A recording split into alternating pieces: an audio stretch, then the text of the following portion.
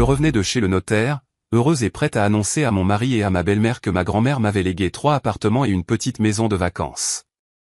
Mais en arrivant à la porte, je les ai entendus parler. Et ce qu'ils ont dit m'a complètement glacé. J'étais sur le chemin du retour du bureau du notaire, plutôt contente à l'idée d'annoncer à mon mari et à ma belle-mère que ma grand-mère m'avait laissé 3 appartements et un chalet. Mais dès que j'ai franchi la porte, j'ai entendu les voix de ma belle-mère et de mon mari et j'ai décidé d'écouter. Je me suis figé, horrifié par ce que j'entendais. Le téléphone sonna juste au moment où Kesha ait terminé la dernière maquette pour un client. C'était un numéro inconnu. Elle fronça les sourcils, mais répondit quand même. Bonjour. Kesha est à l'appareil. Oui, je vous entends. Mon nom est Olivia Jane. Je suis l'assistante de l'avocate Vera Nicole Cointon. Vous devez venir à notre bureau concernant la succession de votre grand-mère, Lydia Stepheney. Kesha se figea. Le téléphone pressé contre son oreille. Une succession ? Sa grand-mère était décédée il y a 4 mois, en février. L'enterrement avait été modeste, juste elle et les voisins de l'immeuble délabré où sa grand-mère avait vécu toute sa longue vie. Quel genre d'héritage pouvait-il y avoir ? Je suis désolé. Êtes-vous sûr ?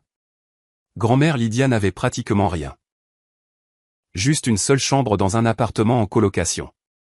Mademoiselle, je ne peux pas discuter des détails par téléphone. Vous devez venir en personne avec votre permis de conduire. Nous sommes ouverts jusqu'à 18h. Vous pouvez passer aujourd'hui. D'accord. Je serai là dans 1 heure. Kesha raccrocha et regarda dans le vide. Que se passait-il ? Sa grand-mère avait travaillé toute sa vie comme simple ingénieur dans une usine, avait pris sa retraite avec une maigre pension de sécurité sociale et avait compté chaque centime. Sa chambre dans un appartement en périphérie de la ville était meublée avec des meubles d'occasion d'avant les années 90. Grand-mère avait même économisé pendant 2 ans juste pour s'acheter un nouveau réfrigérateur. Kesha se leva de son bureau et traversa son appartement. C'était un petit 3 pièces qu'elle et son mari, Omar, louaient depuis 9 ans maintenant. 9 ans. Elle s'arrêta près de la fenêtre et regarda les HLM en briques grises de l'autre côté de la rue. Quand ils se sont mariés, elle avait 23 ans et lui 25. Ils croyaient tous les deux que c'était temporaire, qu'ils économiseraient, achèteraient leur propre maison et fonderaient bientôt une famille. Mais 9 ans avaient passé. Pas de maison, pas d'enfants. À la place, ils avaient la mère d'Omar, Vivien Marcha-Ossorne, qui vivait avec eux depuis 5 ans après que son salon de coiffure eut prétendument brûlé, la laissant sans revenu. Temporaire, bien sûr, murmura Kesha. Tout est temporaire. Kesha secoua la tête pour éclaircir ses pensées. Je dois aller au bureau de l'avocate et comprendre ce qui se passe. Elle se changea rapidement, prit son sac et quitta l'appartement. Sur le chemin du cabinet d'avocat, sa mémoire lui rappelait des bribes de conversation avec sa grand-mère.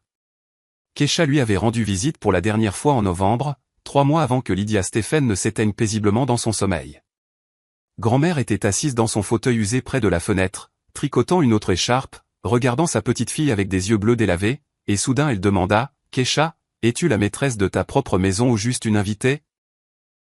Quoi ? Kesha n'avait pas compris. Dans cet appartement où tu vis, as-tu l'impression qu'il est à toi, ou es-tu juste de passage ? Kesha avait ri, écartant la question et disant quelque chose sur le fait que c'était la maison qu'elle partageait avec Omar. Grand-mère avait secoué la tête mais n'avait pas insisté, continuant à tricoter. Plus tôt cet été-là, alors que Kesha était venue l'aider à trier de vieilles affaires sur le balcon, grand-mère avait soudainement abordé le sujet de sa belle-mère. Cette Vivien à toi, elle est avec vous depuis longtemps. 5 ans maintenant. Grand-mère, souviens-toi, je t'ai dit que son salon avait brûlé. Elle n'avait pas d'assurance. Elle a perdu ses revenus. Elle a dû emménager avec nous. Et quand déménagera-t-elle ? Une fois qu'elle sera remise sur pied. Elle travaille dans un autre salon maintenant, elle économise pour un nouvel endroit. Grand-mère ricana. Elle économise depuis 5 ans, et elle économisera encore 5 ans. Les gens comme ça n'économisent jamais, Kesha. Ils trouveront toujours une raison de rester. Grand-mère, qu'est-ce que tu dis ? C'est la mère d'Omar. C'est pour ça que je le dis. Kesha n'avait pas compris à l'époque. Elle s'était même sentie blessée, pensant que sa grand-mère devenait juste vieille et grincheuse. Mais maintenant, Assise dans le bus de la ville et regardant par la fenêtre, elle se souvenait du ton triste avec lequel Lydia Stephen avait prononcé ces mots. Il n'y avait aucune méchanceté, seulement de la peine. Le cabinet Covington Lowenstedt était situé dans une haute tour de bureau du centre-ville. Keisha prit l'ascenseur jusqu'au 3e étage et trouva la bonne porte. La plaque indiquait « VN Cointon, avocate ». L'assistante, Olivia Jane, une femme d'une 50aine d'années vêtue d'un tailleur impeccable, l'accueillit chaleureusement et la conduisit dans le bureau. Vera Nicole Cointon était une grande femme aux cheveux grisonnants avec des yeux bruns intelligents. Elle serra la main de Keisha et l'invita à s'asseoir. « Keisha, je comprends que cela puisse être une surprise. Votre grand-mère, Lydia Stephen, a rédigé un testament il y a 2 ans. Selon ses dernières volontés, tous ses biens vous reviennent. La chambre dans l'appartement en colocation. Vous voulez dire juste ça ?» Vera Nicole sourit. « Pas seulement ça. Veuillez jeter un œil à ces documents. » Elle ouvrit un dossier et commença à poser un document après l'autre sur le bureau. Keisha regarda les tampons, les signatures et les chiffres, incapable de croire ce qu'elle voyait. Un certificat de propriété, un T2 dans le quartier nord, 42 mètres carrés. Un autre certificat, un T2 dans le centre-ville, 38 mètres carrés. Le troisième, un T2 dans le quartier ouest, 35 mètres carrés. Et enfin, un terrain avec un chalet à 80 km de la ville sur un terrain d'un quart d'acre. C'est une sorte d'erreur, halta Keisha. Grand-mère n'avait pas ce genre d'argent. Elle a compté chaque centime toute sa vie. C'est exactement pour cela qu'elle a pu acquérir ses biens, répondit doucement Vera Nicole. Lydia Stephen a commencé à acheter de l'immobilier il y a 30 ans, dans les années 90, lorsque les prix étaient bas. Elle a acheté le premier appartement avec les économies qu'elle avait accumulées depuis sa jeunesse. Elle l'a ensuite loué, a économisé les revenus et, quelques années plus tard, a acheté le deuxième, puis le troisième. Elle a acheté le terrain du chalet plus récemment, il y a 8 ans. Mais pourquoi n'ai-je jamais rien su de tout ça? Elle voulait que vous ne le découvriez qu'après son décès. Elle disait que ce serait mieux pour vous ainsi, que cela vous permettrait de faire le bon choix. Keisha resta silencieuse, traitant l'information. 3 appartements, un chalet. Sa grand-mère avait vécu dans un appartement en colocation, économisé sur la nourriture et rapiécé de vieux vêtements. Pourtant, elle possédait 3 appartements. Tous les appartements étaient loués, n'est-ce pas? Oui. Les revenus allaient sur un compte, qui vous revient également. Il contient actuellement environ 85 000 $. Les derniers locataires ont déménagé en janvier, peu après le décès de Lydia Stephen. Les propriétés sont maintenant vacantes. 85 000 $. Keisha s'agrippa au bord de la table. Elle se sentait étourdie. « Voulez-vous de l'eau » demanda l'avocate, inquiète. « Non, non, ça va. C'est juste un choc trop important. » Vera Nicole hocha la tête avec compréhension. Lydia Stephen était une femme extraordinaire, déterminée et prévoyante. Elle est venue me voir il y a 2 ans lorsqu'elle a rédigé le testament et a tout expliqué en détail. Elle a dit que sa petite fille avait besoin d'une base pour que personne ne puisse jamais briser son esprit. Une base, répéta Keisha. Oui, et elle m'a aussi demandé de vous donner ceci. L'avocate sortit une enveloppe scellée de son tiroir. Dessus, d'une écriture tremblante, était écrit « Pour Keisha ». À ouvrir après la finalisation des documents. Keisha prit l'enveloppe. Le papier était épais et légèrement jauni. Ses mains tremblaient. Vous pouvez la lire maintenant ou à la maison, comme vous préférez, dit Vera Nicole. Je vais préparer le certificat d'hérédité. Il y aura des frais de formalité à payer, mais tout le reste est déjà prêt. Keisha hocha la tête. Ses doigts déchirèrent l'enveloppe. À l'intérieur se trouvaient plusieurs pages manuscrites, l'écriture familière de sa grand-mère. Ma très chère Keisha, si tu lis ceci, je ne suis plus avec toi. Ne pleure pas, ma chérie. J'ai vécu une longue vie et je pars paisiblement, sachant que j'ai fait tout ce que j'ai pu pour toi. Tu es probablement sous le choc maintenant de ce que tu as appris. 3 appartements, un chalet, de l'argent à la banque. Tu te demandes pourquoi j'ai gardé ça secret, pourquoi j'ai vécu si modestement si j'avais tout ça. Je vais te répondre. Je ne voulais pas que quiconque le sache trop tôt.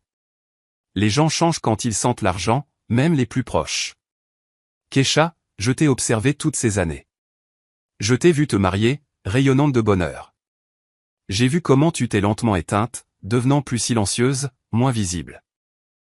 Tu te souviens il y a 3 ans quand on t'a offert le poste de directrice de création dans cette grande entreprise. Excellent salaire, évolution de carrière. Tu as refusé. Tu as dit que Vivien était malade et que tu devais rester à la maison pour l'aider. 1 mois plus tard, j'ai vu par hasard une annonce dans le journal. Ta belle-mère ouvrait un 2e salon de coiffure. Quelle maladie, Keisha? Tu te souviens quand tu as arrêté de voir tes amis? Tu as dit qu'Omar n'aimait pas que tu rentres tard, mais lui-même sortait tous les vendredis soirs au club de billard jusqu'à minuit. Tu te souviens que tu voulais suivre ses cours de perfectionnement à New York. Vivien a piqué une crise, disant que tu abandonnais ta famille. Tu es resté. J'ai tout vu. Je suis restée silencieuse parce que je savais que si je disais quoi que ce soit, tu ne me croirais pas. Tu défendrais ton mari et ta belle-mère. Tu dirais que j'étais vieille et que je ne comprenais rien. Mais maintenant, tu as quelque chose qui te donne le choix. Les 3 appartements, le chalet, l'argent. Ce n'est pas seulement de l'immobilier, Keisha? C'est ta liberté. Si tu aimes Omar, si tu es heureuse dans ce mariage, alors reste. Vis comme avant. Mais maintenant, tu vivras par ton propre choix, pas parce que tu n'as nulle part où aller. Et si tu réalises que tu mérites mieux, tu auras un endroit où aller. Tu auras un toit sur la tête, même plusieurs toits. Et encore une chose, ma chérie, une chose très importante. Après que tu auras appris l'existence de l'héritage, les gens autour de toi pourraient changer. Il pourrait y avoir des conversations étranges, des demandes ou des propositions. Si tu entends quelque chose de désagréable ou d'effrayant, ne te précipite pas pour réagir. Ne crie pas. Ne pleure pas. N'accuse pas, écoute d'abord. Laisse les gens finir de parler. Laisse-les te montrer qui ils sont vraiment. Parce que les gens ne montrent leur vrai visage que lorsqu'ils pensent que personne ne les regarde ou ne les écoute. Quand ils croient que tu ne le sauras pas. Je crois en toi, Keisha. Tu es forte, intelligente et digne. Tu as juste oublié ça en cours de route. Il est temps de te souvenir. Vis, ma petite fille. Vis pour toi-même. Je serai toujours avec toi dans ton cœur. Ta grand-mère, Lydia. Keisha finit de lire la lettre et des larmes chaudes et silencieuses coulèrent sur ses joues. Elle était assise dans le fauteuil en face de l'avocate, serrant les pages écrites. Et pour la première fois depuis de nombreuses années, elle sentit quelque chose changer en elle. Vera Nicole détourna discrètement le regard, feignant d'être occupée par des documents, donnant à Keisha le temps de se ressaisir. Après quelques minutes, Keisha essuya ses yeux et prit une profonde inspiration. Je suis désolé. Il n'y a rien à excuser. Ce sont des émotions fortes. C'est parfaitement normal. Elles finirent de régler les formalités environ 1 heure plus tard. Keisha quitta le cabinet d'avocat avec un lourd dossier entre les mains. À l'intérieur se trouvaient les certificats d'hérédité, les contrats et les détails du compte bancaire. Toute la vie de sa grand-mère investie dans ses mètres carrés. Elle se dirigea vers le parc le plus proche, s'assit sur un banc et sortit son téléphone. Elle voulait appeler Omar pour lui annoncer la nouvelle, mais son doigt plana au-dessus de l'écran. Si tu entends quelque chose d'étrange, ne te précipite pas pour réagir. Pourquoi grand-mère avait-elle écrit ça? Que savait-elle ou prévoyait-elle? Keisha remit le téléphone dans son sac, se redressa, croisa les mains sur ses genoux et commença à se remémorer les derniers mois. Grand-mère était décédée en février. En mars, Omar était soudainement devenu incroyablement attentionné. Il avait commencé à poser des questions sur son travail, à s'enquérir de ses projets. Auparavant, il pouvait passer des semaines sans lui poser une seule question sur sa vie. En avril, il lui avait suggéré de lui donner une procuration pour tous ses documents importants, arguant que ce serait plus pratique pour qu'elle n'ait pas à courir dans différents bureaux. Keisha avait refusé, disant qu'elle pouvait s'en occuper elle-même.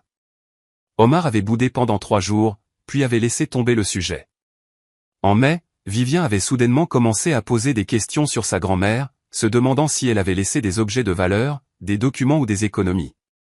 Keisha avait répondu qu'il n'y avait rien, juste la chambre dans l'appartement en colocation, qui avait déjà été vidée. Sa belle-mère lui avait lancé un regard étrange et plissé, mais n'avait rien dit. Une coïncidence? Keisha se leva du banc. La décision lui vint clairement et froidement. Elle ne parlerait à personne de l'héritage pour l'instant. Pas avant d'avoir compris ce qui se passait. Grand-mère était une femme intelligente. Si elle avait donné un avertissement, il y avait une raison. Elle rentra à la maison à l'heure habituelle, vers 19h. Omar et sa mère étaient dans la cuisine en train de dîner. Vivien cuisinait, comme elle insistait toujours pour le faire, prétendant que Kesha ne savait pas cuisiner correctement. « Où étais-tu » demanda Omar sans lever les yeux de son assiette. « En déplacement pour des affaires, je m'occupais de documents. »« Quels documents ?»« Des trucs de travail. Un nouveau contrat client. » Omar hocha la tête, perdant tout intérêt. Vivien lança un regard scrutateur à Kesha, mais resta également silencieuse. Kesha alla dans la chambre, ferma la porte, s'assit sur le lit, sortit le dossier de son sac et fixa le certificat de propriété. 3 appartements, un chalet, 85 000 $ à la banque. Elle avait le choix. Pour la première fois en 9 ans de mariage, un vrai choix. Elle cacha le dossier dans le tiroir le plus éloigné de la commode, sous une pile de vieux pulls. Demain, elle trouverait un endroit plus sûr. Pour l'instant, ça pouvait rester là. La soirée se passa comme d'habitude. Omar regardait le basket. Vivien parlait au téléphone avec une amie. Kesha était assise devant l'ordinateur, terminant son projet client. Ils se couchèrent à 23h. Omar l'enlaça par habitude, enfouissant son visage dans son cou. Kesha resta éveillée, fixant l'obscurité, pensant à sa grand-mère, à la lettre et aux mots qui martelaient maintenant sa tête comme une cloche. Les gens ne montrent leur vrai visage que lorsqu'ils pensent que personne ne les regarde. Elle se tourna sur le côté et ferma les yeux. Demain serait un nouveau jour. Voyons ce qu'il apportera. Le vendredi matin commença normalement. Omar partit travailler à 8h et Vivien à 9h. Kesha se retrouva seule à la maison. Elle travaillait à distance, avec un emploi du temps flexible. Elle s'assit à son ordinateur, ouvrit ses emails, écrivit à un client que le projet était prêt et envoya les fichiers. Puis elle commença une nouvelle tâche, mais ne pouvait pas se concentrer. Ses pensées revenaient sans cesse à la veille, à la lettre de grand-mère, à l'héritage. À 11h, Kesha se leva de son bureau et traversa l'appartement. Elle jeta un coup d'œil dans la chambre de Vivien. Le lit était fait au carré. Sur la table de chevet, une pile de magazines de beauté glacés. Au mur, des photos d'Omar à différents âges. Pas une seule photo d'elle et d'Omar ensemble, comme si la belle-fille n'existait pas. Elle sortit, ferma la porte, se dirigea vers la cuisine, se versa un verre d'eau et s'assit à la table en regardant par la fenêtre. Elle devait aller voir les appartements, les 3 qui lui appartenaient maintenant, pour vérifier leur état. Peut-être que demain elle irait à l'un d'eux, celui du quartier nord. Mais à ce moment, la porte d'entrée claqua. Kesha sursauta et se retourna. Qui était-ce? Omar était au travail jusqu'à 18h, et Vivien au salon jusqu'à 19h. Elle se leva silencieusement, alla dans le couloir et écouta. Des voix provenaient de la chambre de sa belle-mère. 2 voix, un homme et une femme, Omar et Vivien. Mais pourquoi était-il à la maison? Pourquoi n'était-il pas au travail? Kesha se figea contre le mur. Elle était sur le point d'entrer et de demander ce qui n'allait pas, mais elle entendit alors une phrase qui lui glaça le sang. Sa vieille est morte il y a 4 mois. J'ai vérifié les registres par l'intermédiaire de Lisa au bureau de l'état civil. Elle possédait 3 appartements, 3, plus ce terrain avec le chalet. Elle les louait tous. Tu imagines le fric qui circulait là-dedans? C'était la voix de Vivien, aiguë et satisfaite. Kesha se plaqua contre le mur du couloir. Son cœur battait si fort qu'elle pensait qu'il l'entendrait. Sérieux? Répondit la voix d'Omar. 3 appartements? Je la croyais fauchée. Kesha n'a jamais rien dit parce que ta petite idiote ne le savait même pas elle-même. Cette Lydia a économisé en secret toute sa vie. C'était une vieille renarde rusée. Il faut lui reconnaître ça. Mais le testament est sans aucun doute au nom de Kesha. La vieille n'avait pas d'autres parents. Comment as-tu su pour les appartements? Je te l'ai dit, Lisa du bureau de l'état civil. On était à l'école ensemble. Je lui fais une manucure gratuite et elle me file les infos. Un arrangement pratique. Il y eut une pause. Kesha entendit quelqu'un traverser la pièce et le plancher craquer. Donc, Kesha va bientôt la prendre, dit Omar, songeur. Exactement. Et nous devons agir vite avant qu'elle ne comprenne ce qui se passe. Que veux-tu dire? Vivien renifla. Je veux dire que nous ne pouvons pas rater cette chance, Omar. Comprends-tu combien valent 3 petits appartements en ce moment? Même au prix les plus bas, c'est plus de 700 000 $. 700 000 $. Et le chalet rapportera encore 35 000 $ si le terrain est correct. Keisha entendit Omar siffler. Ce sont des chiffres sérieux. Ce sont d'excellents chiffres, et cet argent peut être à nous, ou plutôt à toi, ce qui veut dire à moi aussi. Maman, attends. L'héritage est au nom de Keisha. C'est sa propriété personnelle selon la loi. Je ne peux pas simplement le prendre. Tu ne peux pas si elle ne veut pas, interrompit Vivien. Mais c'est là que les choses deviennent intéressantes. Écoute bien. Keisha retint son souffle. Dès que ta femme apprendra l'existence de l'héritage et finalisera tous les papiers, tu devras lui parler gentiment, doucement, comme un père de famille. Dis-lui que vous êtes une famille et qu'il est temps de penser à l'avenir. Puis suggère de vendre ses appartements. Explique que l'entretien de 3 propriétés coûte cher. Les impôts, les factures de services publics, les réparations, mais si vous les vendez, vous pouvez investir l'argent dans une entreprise. Par exemple, tu as toujours rêvé d'ouvrir ce garage de carrosserie, n'est-ce pas? Ben, ouais. Alors, dis-lui ça. Que tu as besoin d'un capital de départ pour ta propre entreprise. Qu'avec ton salaire de directeur, vous vivrez en location jusqu'à vos vieux jours. Mais si tu ouvres une entreprise, tu auras un bon revenu, de la stabilité, et vous pourrez enfin avoir des enfants.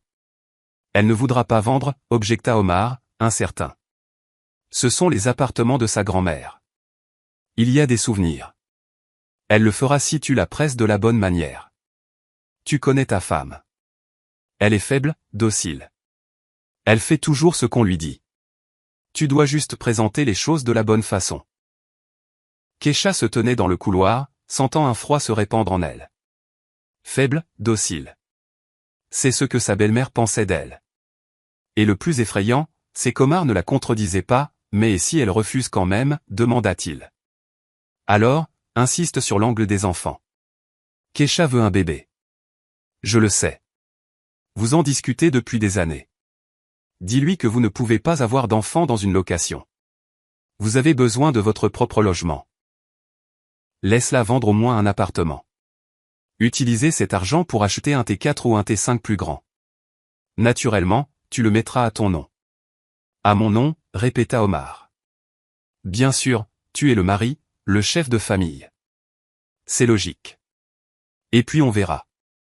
On verra. Vivien fit une pause. Quand elle reprit la parole, sa voix était froide et calculatrice. On verra comment la vie se déroule. Si Keisha est obéissante et investie correctement dans la famille, tu peux la garder. Mais si elle commence à faire des siennes, à être têtue, eh bien, dans 1 an ou 2, tu peux demander le divorce. Une fois que l'argent sera investi dans l'entreprise, il sera impossible de prouver quoi que ce soit. Keisha plaqua une main sur sa bouche pour étouffer un cri. Maman, tu es sérieuse? Le divorce? Et alors, Omar? Regarde la vérité en face. Tu l'as épousée il y a 9 ans parce qu'elle était pratique, silencieuse, calme, pas une faiseuse de troubles. Mais elle n'a rien de spécial. Pas dynamique, inintéressante. Et à quoi sert-elle? Elle travaille à distance. Elle gagne une misère. Elle s'occupe à peine de la maison. Je vis avec vous depuis 5 ans, et je fais plus de tâches ménagères qu'elle. Keisha ferma les yeux. Elle contribuait à 38% du budget familial. 38%. Et Vivien ne payait ni loyer ni courses. Elle cuisinait seulement parfois, et seulement quand elle en avait envie. Maman, tout ça me semble un peu bas, marmonna Omar. Bas? Qu'est-ce qui est bas? Nourrir une parasite pendant 8 ans. Ça, ce n'est pas bas. Elle vit dans cet appartement, utilise tout. Mais quelle est sa contribution? Rien. Toi et moi, nous travaillons et gagnons de l'argent, et elle est assise devant l'ordinateur à dessiner des petits dessins. Eh bien, elle est graphiste. C'est son travail. Travail? Ça s'appelle du freelance. Ce n'est pas un travail. C'est de l'amusement. Les gens normaux ont des emplois stables, ils ne naviguent pas sur Internet. Kesha serra les dents. Elle avait travaillé comme designer dans une grande entreprise jusqu'à ce que Vivien emménage. Ensuite, sa belle-mère avait orchestré toute une campagne disant que Kesha devait être à la maison pour soutenir la famille, pas traîner au bureau.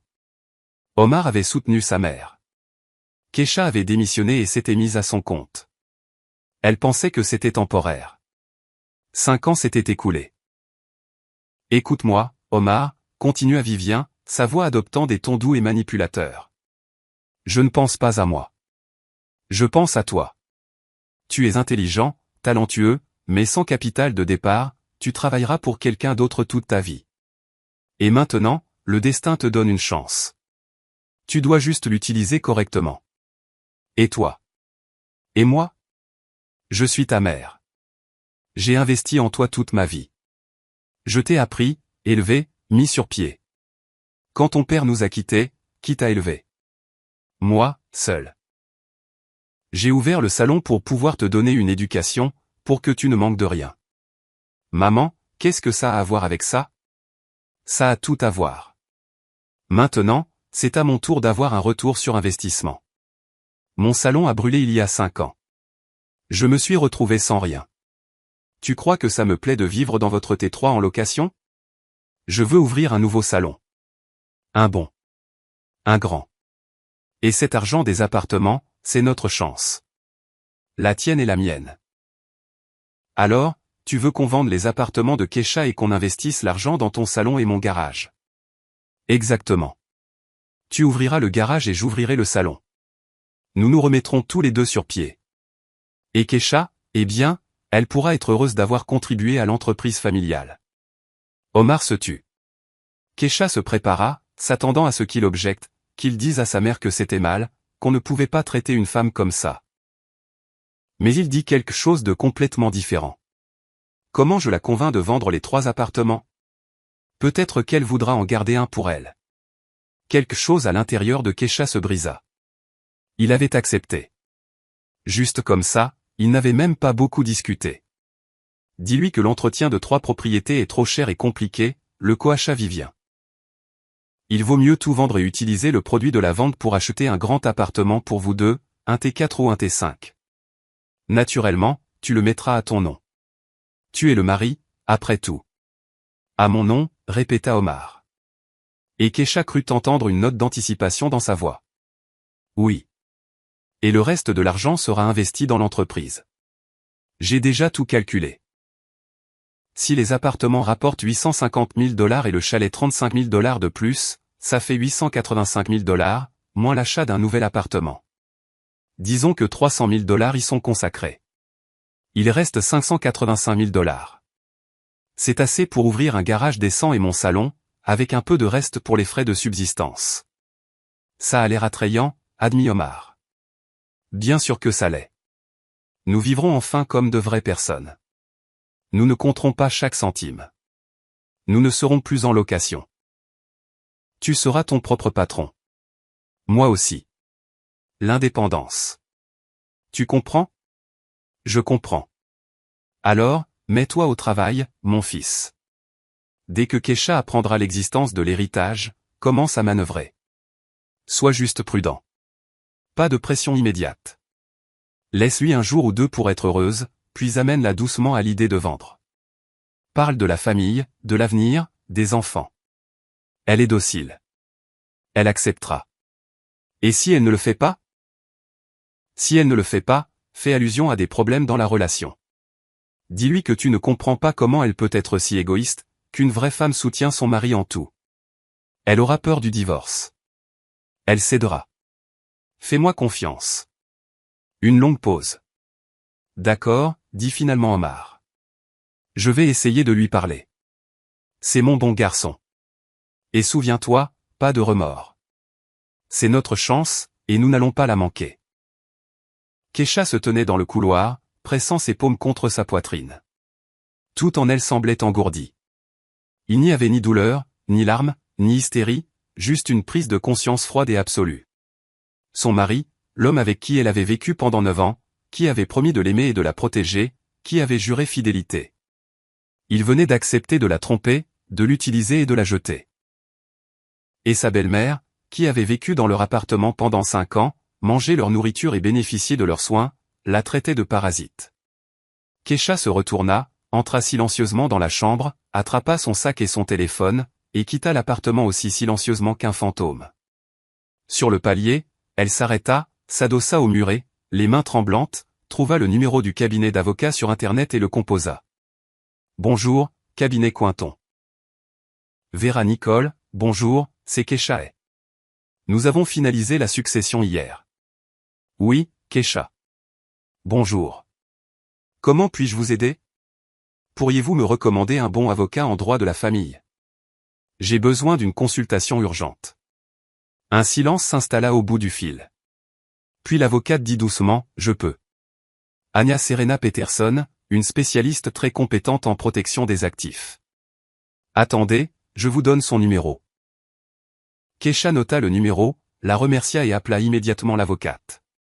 Peterson à l'appareil. Bonjour, je m'appelle Kesha. Maître Cointon vous a recommandé. J'ai besoin d'une consultation sur la protection d'un héritage vis-à-vis de mon conjoint. Je comprends, répondit brièvement la femme. Je peux vous voir aujourd'hui à 16 heures. Avez-vous l'adresse? Kesha la nota, prit rendez-vous, descendit et sortit. Il était un peu plus de 13 heures. Elle avait 4 heures avant la réunion. Elle marcha sans but, se déplaçant simplement dans les rues. Elle pensa à ses 9 ans de mariage. 9 ans où elle avait cru qu'ils étaient une famille, qu'ils étaient ensemble, une équipe.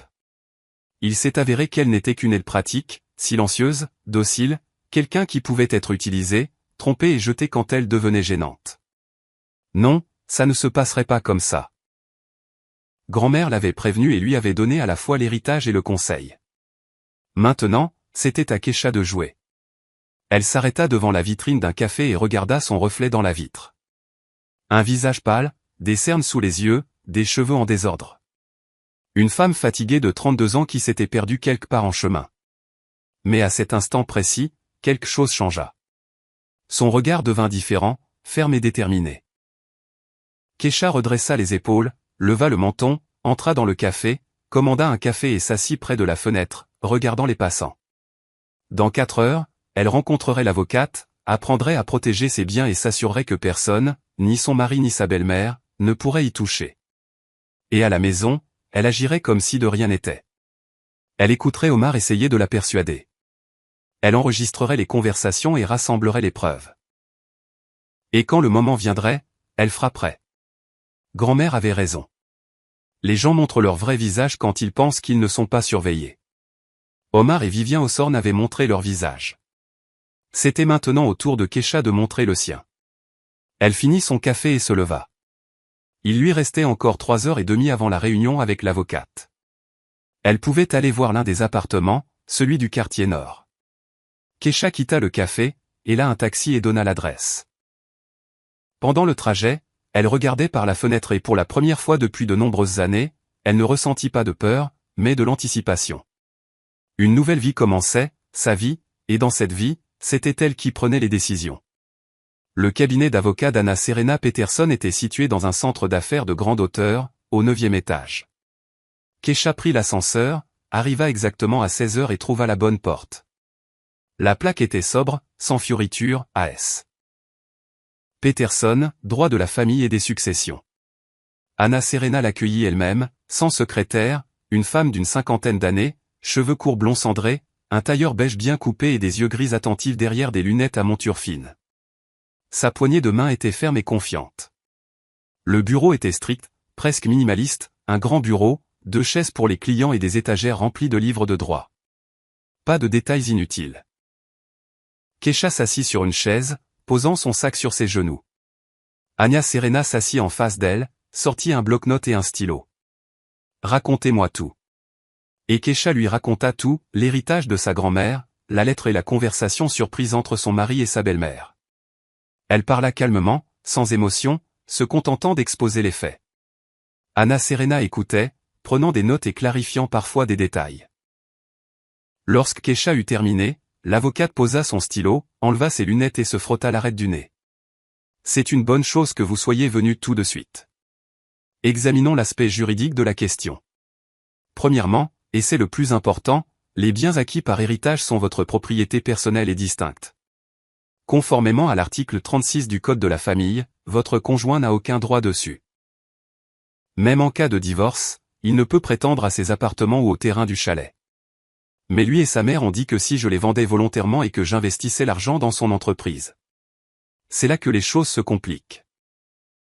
Si vous vendez volontairement les biens immobiliers et transférez l'argent sur le compte de votre conjoint ou l'investissez dans une entreprise enregistrée à son nom, il sera extrêmement difficile de prouver l'origine de ces fonds, surtout si le temps passe et que l'argent se mélange à d'autres revenus. Dans un divorce, le tribunal pourrait potentiellement considérer ces fonds comme des biens matrimoniaux. Kesha hocha la tête. Donc, leur plan était bien pensé. Que dois-je faire? Anna Serena remit ses lunettes et reprit son stylo. Premièrement, ne signez en aucun cas de document sans me consulter. Pas d'acte de donation, pas de consentement à la vente, pas de procuration. Si votre conjoint vous apporte des papiers, dites-lui que vous voulez les étudier et apportez-les-moi immédiatement. Compris? Deuxièmement, ouvrez un compte bancaire séparé dans une autre banque, pas celle que vous partagez avec votre mari. Transférez tous les revenus locatifs des appartements sur ce compte si vous décidez de les louer. Gardez tous les documents de l'héritage et toutes les transactions financières liées à cette propriété séparée. Troisièmement, louez un coffre-fort. Mettez-y des copies de tous les documents de l'héritage. Il est également préférable de ne pas garder les originaux à la maison, peut-être chez vos parents, une amie ou à mon bureau si vous préférez. Kesha se souvint comment sa belle-mère fouillait constamment dans leur chambre. Maintenant, il était clair ce qu'elle cherchait. Je le ferai. Quatrièmement, et c'est très important, rassemblez des preuves. Si votre conjoint ou sa mère vous font pression, vous menacent ou vous manipulent, enregistrez les conversations. Selon la loi, vous avez le droit d'enregistrer les conversations auxquelles vous participez personnellement. Cela pourrait s'avérer utile. Et s'il découvre que j'enregistre? Il ne le saura pas si vous êtes prudente. Chaque smartphone a un enregistreur vocal. Activez-le avant la conversation. Gardez le téléphone dans votre poche ou à proximité. Ensuite, envoyez les fichiers à mon adresse email. Je conserverai des copies. Kesha sortit son téléphone, ouvrit l'application d'enregistrement vocal, l'essaya et vérifia la qualité de l'enregistrement. Le son était clair. J'ai une autre question, dit-elle lentement. Nous vivons dans un appartement en location. Si je décide de partir, j'ai un endroit où aller. J'ai 3 appartements, mais comment le faire de la bonne manière? Anna Serena la regarda attentivement. Envisagez-vous le divorce? J'envisage toutes les options. L'avocate hocha la tête. Sage, bien. Écoutez, si vous décidez de demander le divorce, vous pouvez déposer la requête par mon intermédiaire. Je préparerai tous les documents et les soumettrai en votre nom. Votre mari ne le saura que lorsqu'il recevra la convocation. Vous n'avez pas de biens acquis en commun. Vous n'avez pas d'enfants. Cela signifie que le divorce pourrait être rapide. 1 mois, 2 mois au maximum, et il ne pourra pas réclamer les appartements. Non, je le répète, l'héritage est votre propriété distincte. Le seul risque est si des fonds matrimoniaux importants ont été investis dans les propriétés pendant le mariage pour des améliorations majeures qui ont considérablement augmenté leur valeur. Mais cela devrait être prouvé et ne concerne que les investissements vraiment importants. Donc, si je fais une rénovation cosmétique sur l'un des appartements pour pouvoir y vivre, ça ne compte pas? Non, ça ne compte pas. L'entretien de routine et les réparations mineures sont considérés comme un entretien normal de la propriété. Kesha prit une profonde inspiration et expira. Un plan commençait à se former dans sa tête. Encore une chose, ajouta Anna Serena. Si vous décidez d'emménager dans l'un des appartements avant le divorce, sachez que votre conjoint pourrait essayer de s'installer avec vous. Selon la loi, les conjoints sont obligés de vivre ensemble. Vous pouvez lui refuser l'accès, mais cela pourrait compliquer la procédure de divorce. Il est préférable de finaliser le divorce d'abord, puis de déménager, ou de déménager discrètement sans le faire savoir et de demander le divorce immédiatement. Compris. Elles parlèrent encore 40 minutes, discutant de tous les détails, nuances et scénarios possibles. Anna Serena donna à Kesha sa carte de visite avec son numéro de téléphone portable. Appelez-moi à tout moment si la situation dégénère et tenez-moi informé. Envoyez-moi les enregistrements de toutes les conversations à mon adresse email. J'ai écrit l'adresse au dos de la carte. Kecha la remercia, paya la consultation et quitta le bureau avec l'esprit clair et un plan d'action défini. Son premier arrêt fut une agence bancaire qu'elle n'avait jamais utilisée auparavant. Elle ouvrit un compte d'épargne personnel à son nom et demanda qu'une carte bancaire soit livrée à l'adresse d'un des appartements de sa grand-mère, celui du quartier nord. Ensuite, elle loua un coffre-fort dans la même banque et y plaça des copies de tous les documents de l'héritage, qu'elle avait préparés à l'avance dans un centre de reprographie. Elle décida de garder les originaux avec elle pour l'instant, mais pas à la maison. Elle les apporterait demain à son amie Maria, qu'elle connaissait depuis l'université. Il était déjà 19h lorsque Kecha rentra chez elle. Omar était assis dans la cuisine, regardant son téléphone. Vivien n'était pas là. Elle était probablement encore au salon. « Où étais-tu » demanda-t-il, sans lever les yeux de l'écran. « J'ai rencontré un client. Nous avons discuté d'un nouveau projet. » Oh. Il ne demanda même pas de détails. Kecha était autrefois blessée par une telle indifférence. Maintenant, elle ne ressentait qu'un soulagement froid. Moins de questions, moins de mensonges. Elle alla dans la chambre, se changea, alluma son ordinateur et fit semblant de travailler. En réalité, elle dressait une liste des choses qu'elle devait progressivement retirer de l'appartement. Documents, photographies, bijoux de sa grand-mère, ses livres préférés et ses vêtements. Rien de gros, rien de visible, un peu chaque jour. Vivien rentra vers 21h. Kecha l'entendit parler avec Omar dans la cuisine. Leur voix était étouffée, mais leur ton était reconnaissable. Sa belle-mère était clairement nerveuse, parlant rapidement et de manière décousue. Omar répondait brièvement, essayant de la calmer. Kecha se leva, se dirigea vers la porte et écouta, mais elle ne put distinguer les mots. Il parlait trop doucement. Peu importe. Bientôt, il commencerait à agir ouvertement, et alors elle enregistrerait tout.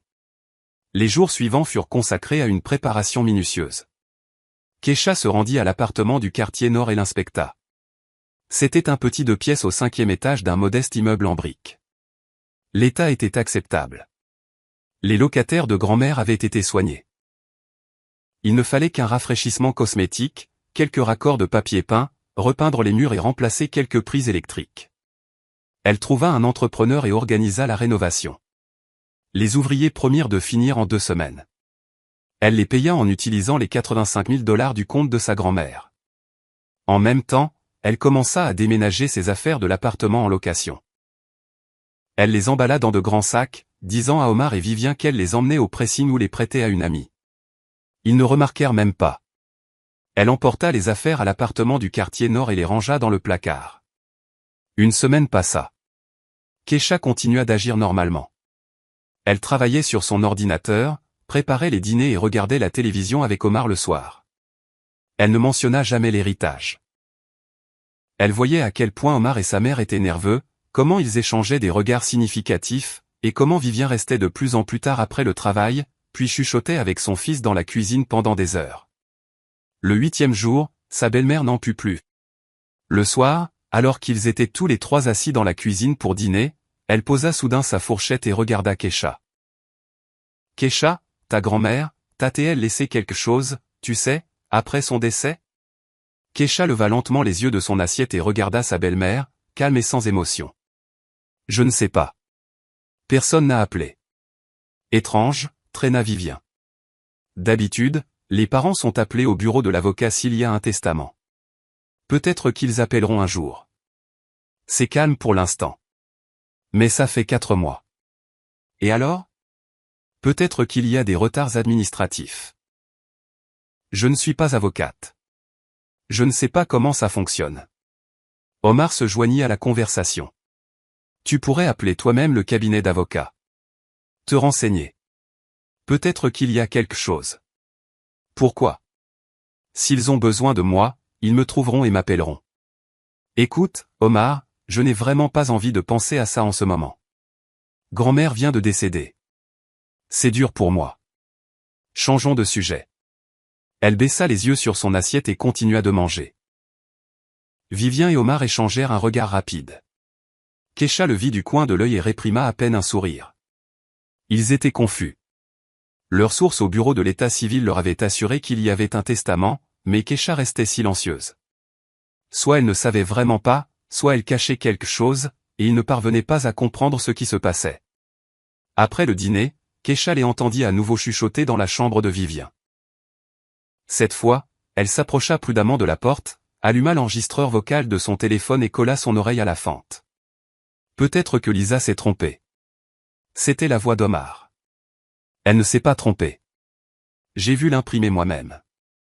Il était clairement indiqué, 3 biens immobiliers au nom de Lydia Stéphanet, testament établi au profit de Kesha Vonnet. Alors pourquoi se tait-elle? Ne sait-elle vraiment rien? Ou se méfie-t-elle de quelque chose? Se méfier de quoi? Je ne sais pas. A-t-elle compris notre manège d'une manière ou d'une autre? Comment? On parlait doucement ce jour-là. Elle était au travail. Tu en es sûr? Je crois que oui.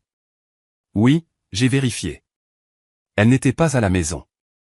Bon, on s'en tient au plan.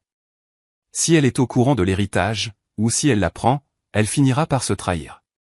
L'important est de ne pas trop la presser, sinon on va l'effrayer. Kesha s'éloigna de la porte, éteignit l'enregistreur, enregistra le fichier et l'envoya à l'email d'Anna Serena, en ajoutant une courte explication, belle-mère et mari discutant de l'héritage. L'avocate répondit en 10 minutes, reçu. Excellent. Continuez à rassembler des preuves. Le lendemain, Omar commença à agir. Au petit déjeuner, il se mit soudain à parler de l'avenir. Kesha, j'ai réfléchi. Il est temps pour nous d'envisager sérieusement d'avoir des enfants. Qu'en penses-tu? Kesha leva les yeux de son café et alluma l'enregistreur au préalable. Son téléphone était dans la poche de sa robe de chambre. Des enfants? Oui, nous avons tous les deux plus de 30 ans. Il est temps. Tous nos amis ont déjà des enfants et nous ne cessons de repousser. Nous repoussons parce que nous vivons en location. Tu as toujours dit qu'il fallait d'abord acheter notre propre logement. Exactement. C'est pourquoi je pense qu'il est peut-être temps de prendre les choses au sérieux. Nous n'avons pas l'argent pour un appartement. Et si nous trouvions un moyen? Par exemple, je pourrais ouvrir ma propre entreprise, le garage de carrosserie. Tu te souviens comme j'en ai toujours rêvé?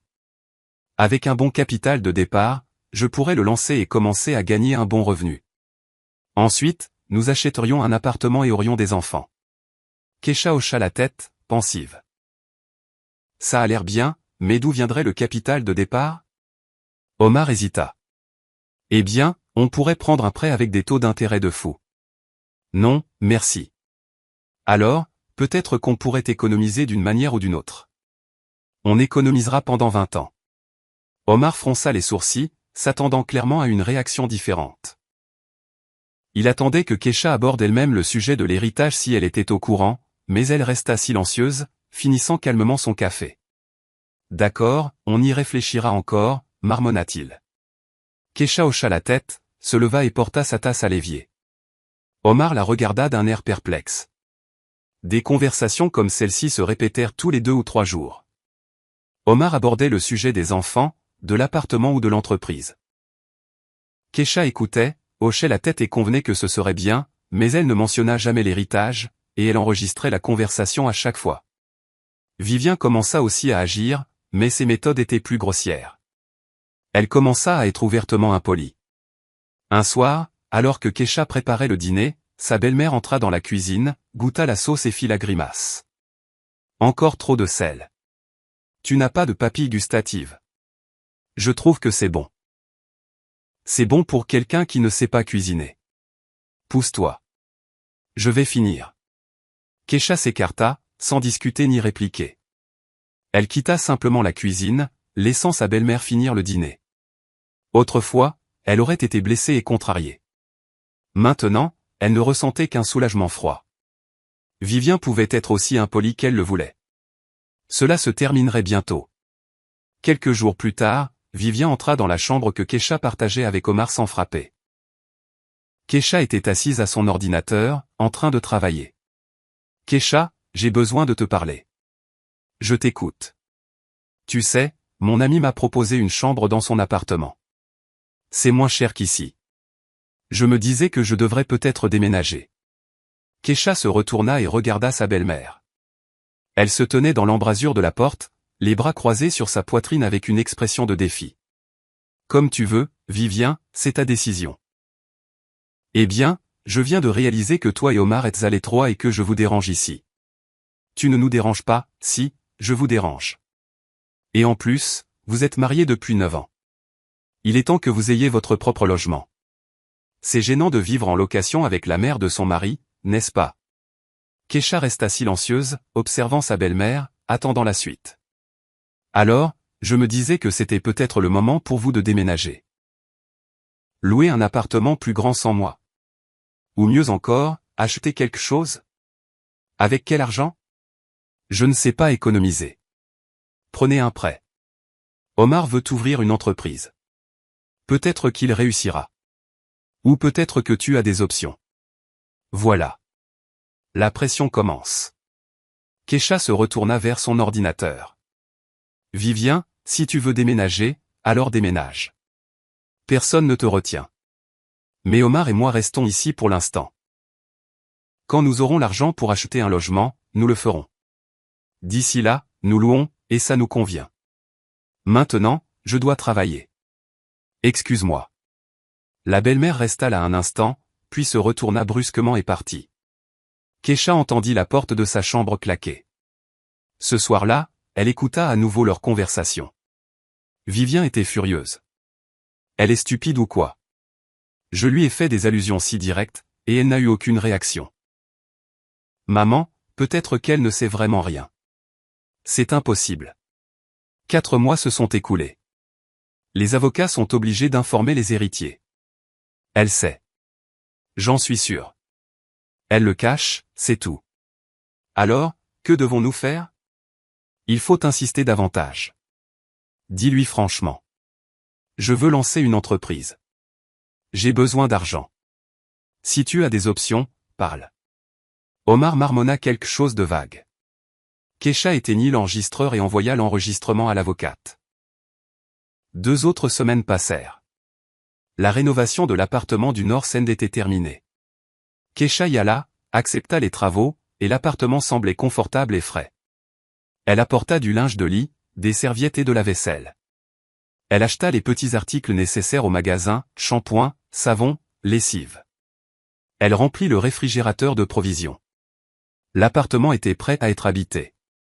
Pendant ce temps, sa relation avec sa belle-mère s'était complètement détériorée. Vivien ne cachait plus son hostilité. Elle était impolie à chaque occasion, faisant des remarques désobligeantes et provoquant des conflits. Un matin, Kesha trouva sa tasse préférée, un cadeau de sa grand-mère, cassé dans l'évier, en morceaux. Vivien, sais-tu ce qui est arrivé à ma tasse? Elle est tombée. Je faisais la vaisselle. Elle a glissé. C'est dommage, mais ce n'est qu'une tasse. Achetant une nouvelle. C'était un cadeau de ma grand-mère. Et alors? Les morts n'ont pas besoin de tasses. Kesha s'arrêta à l'entrée de la cuisine et regarda sa belle-mère d'un regard long et froid. Vivien, je vis ici parce que c'est la location de mon mari. Si tu as un problème avec la cohabitation, tu peux déménager toi-même. Personne ne te retient. La belle-mère devint pourpre.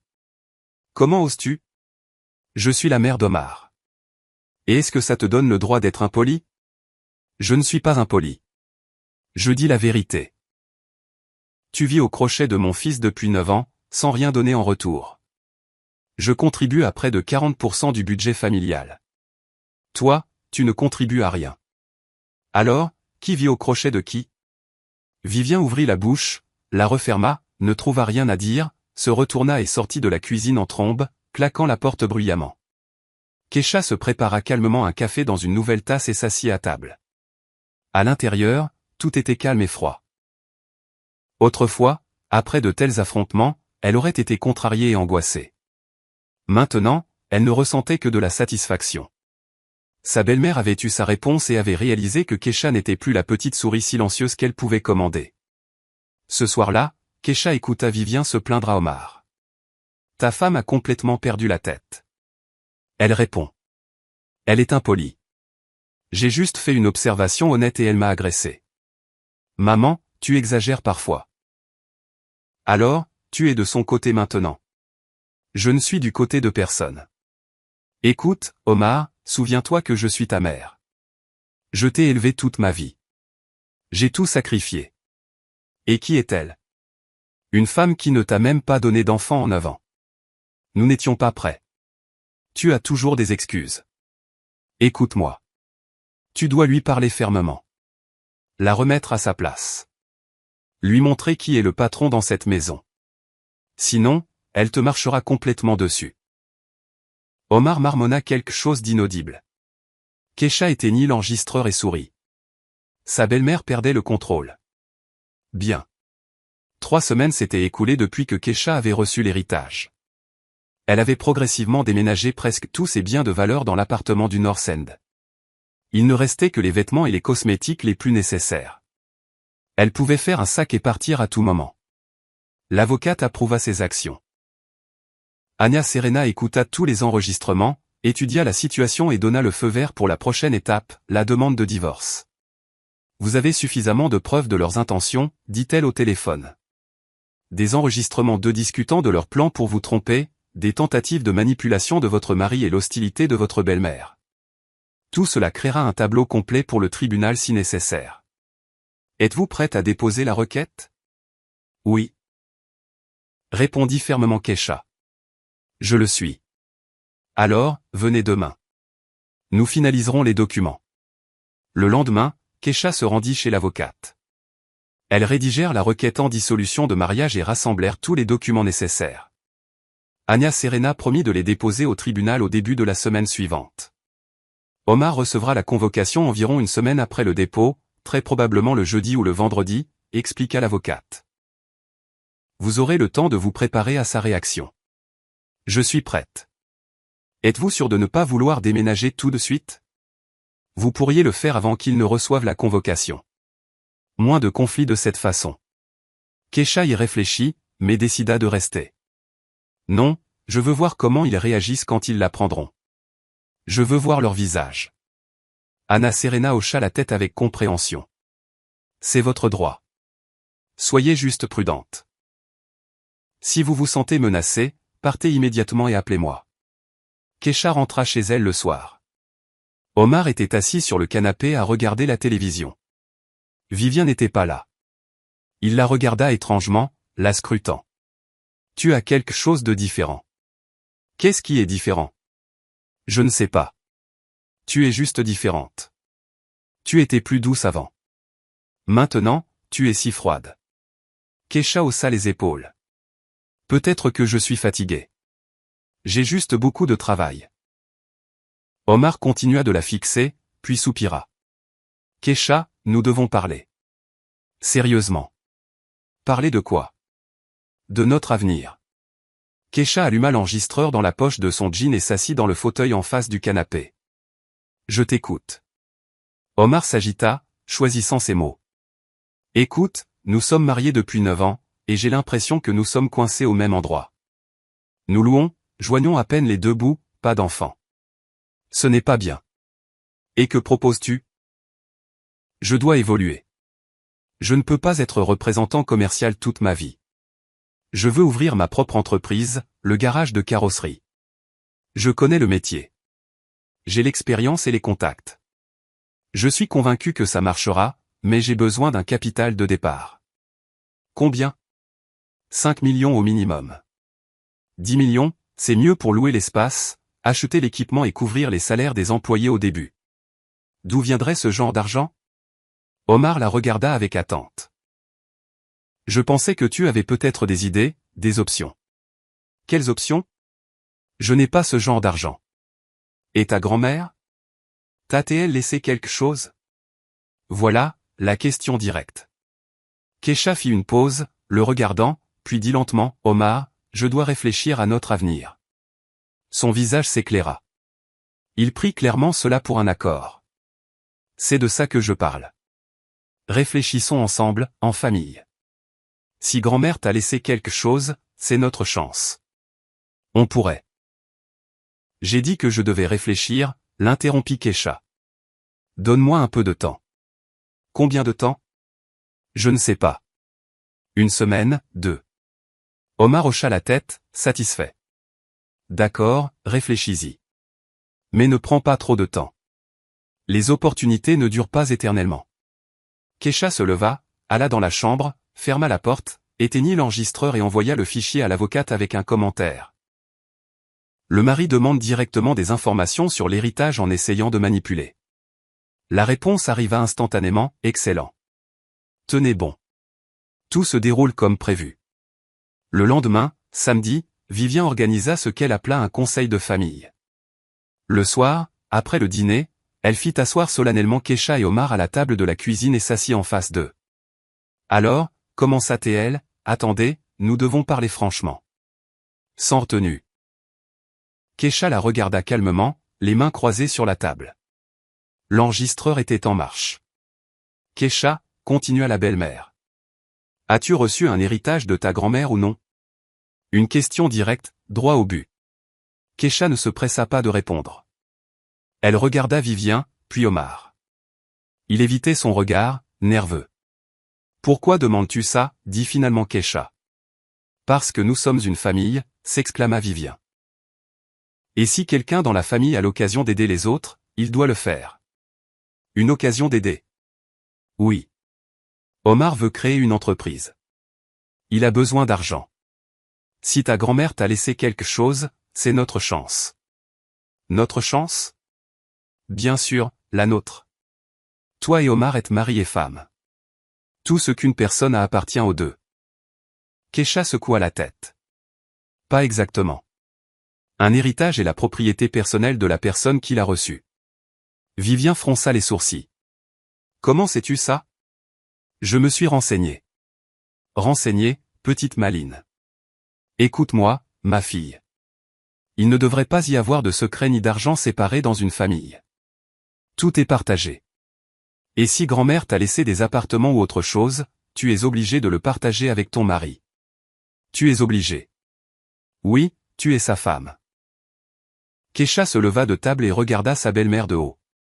Vivien, je ne suis obligé envers personne, et surtout pas envers toi. Vivien se leva d'un bond, le visage violet de colère. Comment oses-tu me parler comme ça? Calmement. J'en ai assez de supporter ton impolitesse et ta manipulation. Assez. Omar, cria Vivien. As-tu entendu comment elle me parle? Omar était assis, la tête baissée, silencieux. Omar, dis quelque chose. Elle insulte ta mère. Il leva lentement les yeux et croisa ceux de Kesha. Kesha, pourquoi es-tu comme ça? Maman dit des choses sensées. Nous sommes une famille. Nous devrions nous entraider. Aider, répéta Kesha. Je vois. Elle se retourna et se dirigea vers la chambre. Vivien criait quelque chose derrière elle, mais Kesha n'écoutait pas. Elle ferma la porte, la verrouilla, s'assit sur le lit, éteignit l'enregistreur et envoya le fichier à l'avocate en écrivant. Ils exigent ouvertement que je leur remette l'héritage. Je pense qu'il est temps d'agir. La réponse arriva instantanément, d'accord. Je dépose les papiers du divorce lundi. Tenez bon. Kesha s'allongea sur le lit, fixant le plafond. Derrière la porte, sa belle-mère continuait de crier. Omar disait quelque chose, essayant de la calmer. Juste quelques jours de plus. Seulement quelques jours et tout changerait. Grand-mère avait raison. Les gens avaient montré leur vrai visage. Et maintenant, Kesha savait quoi faire. Elle ferma les yeux et prit une profonde inspiration. Sa poitrine se sentait calme et froide. Claire. Le jeu était toujours en cours, et elle allait gagner. Kesha resta allongée dans la chambre, écoutant les voix à l'extérieur de la porte s'éteindre enfin. Vivien s'était finalement calmé et avait cessé de crier. Omar lui dit quelque chose doucement, de manière apaisante. Puis elle entendit des pas et la porte de la chambre de la belle-mère claquer. Silence. Kesha regarda son téléphone. Un message d'Anna Serena. Nous déposons les documents au tribunal lundi à 10 h du matin. Soyez prête pour la réaction de votre mari dans environ une semaine. C'était samedi. Cela signifiait que dans 9 jours, Omar recevrait la convocation de divorce. 9 jours. Elle pouvait continuer à vivre ici, observant leur tentative pour mettre la main sur l'argent. Ou pas. Peut-être était-il temps de tout arrêter plus tôt. Elle se souvint de ce jour, il y a un mois, le jour où tout avait changé, quand elle revenait joyeusement du bureau de l'avocat pour dire à son mari et à sa belle-mère que sa grand-mère lui avait laissé 3 appartements et un chalet. Mais en entrant chez elle, elle avait entendu leur voix, avait décidé d'écouter et avait été glacée d'horreur par ce qu'elle avait entendu. À ce moment-là, debout dans le couloir et écoutant les personnes les plus proches d'elle planifier de la tromper et de la rejeter, quelque chose s'était brisé en elle. Pas avec douleur ni un cri, mais silencieusement, définitivement, comme une vieille corde qui avait été trop tendue et qui avait fini par céder. Et maintenant, un mois plus tard, elle était prête à terminer ce qui avait commencé ce jour-là. Keisha se leva et se dirigea vers la fenêtre. Il faisait nuit dehors. Les lampadaires étaient allumés. Quelque part en bas, des enfants riaient en jouant à cache-cache. Un samedi soir typique. Typique pour quelqu'un d'autre, mais pour elle, c'était sa dernière nuit dans cet appartement. Elle prit un petit sac de voyage dans le placard et commença à emballer le reste de ses affaires. Une trousse de maquillage, quelques t-shirts, un jean, des sous-vêtements. Tout le reste était déjà à l'appartement du North End. C'était le dernier sac. Elle le fit, le ferma et le plaça près de la porte.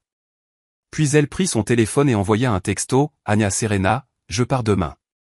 Je pense qu'il est temps de mettre fin à cette mascarade. » La réponse arriva 1 minute plus tard. Je vous soutiens. Allez-y. Je suis disponible. Keisha se coucha sans quitter la chambre. Omar ne frappa jamais ni n'essaya de parler. Il dormait sur le canapé dans le salon.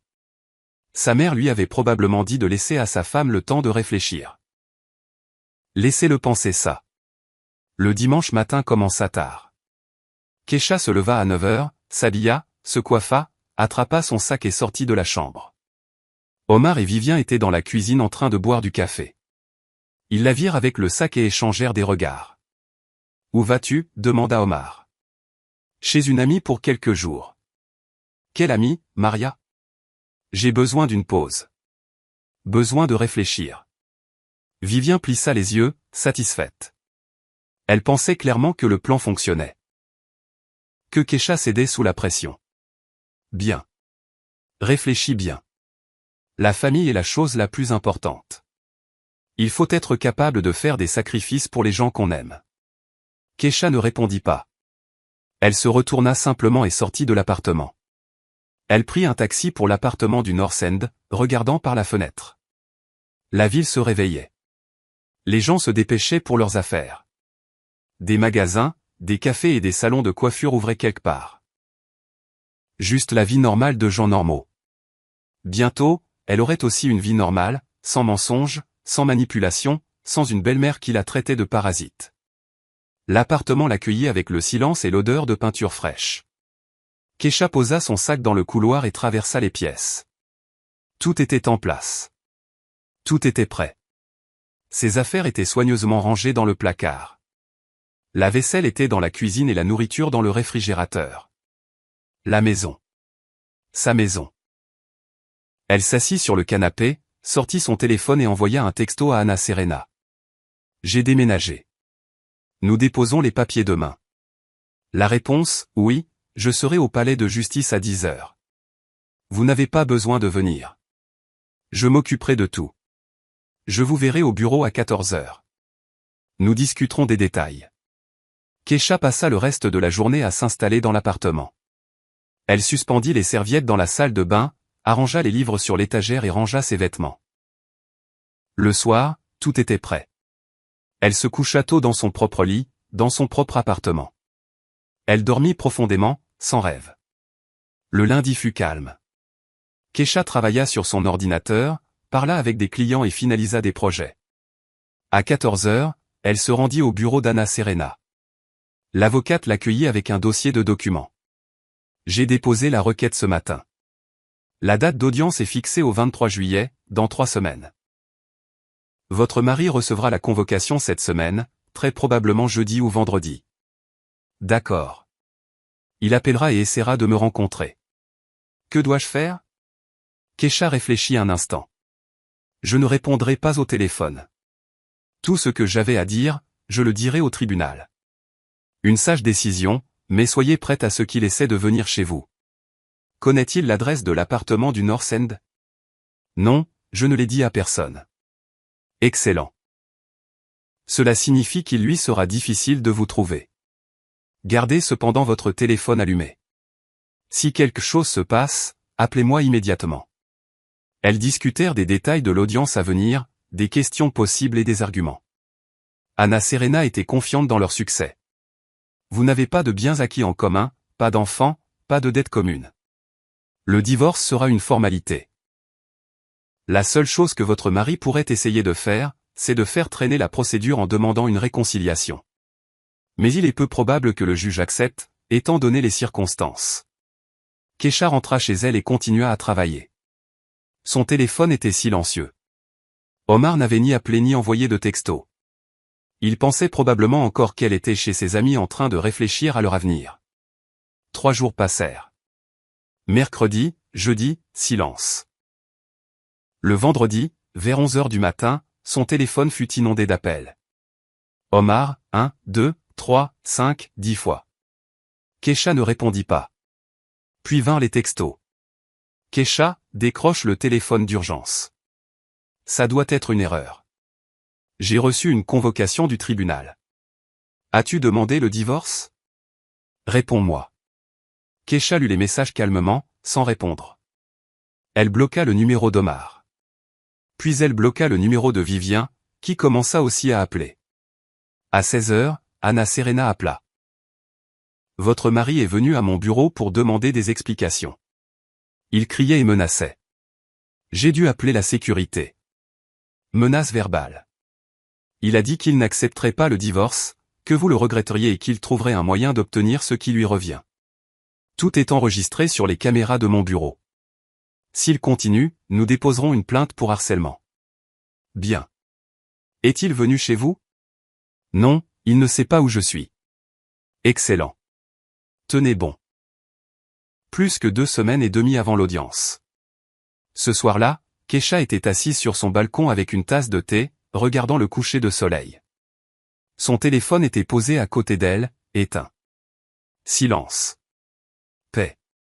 Quelque part dans cet appartement en location, Omar et Vivien paniquaient probablement, essayant de comprendre ce qui s'était passé, comment Kesha l'avait découvert, pourquoi elle avait demandé le divorce et où elle était maintenant.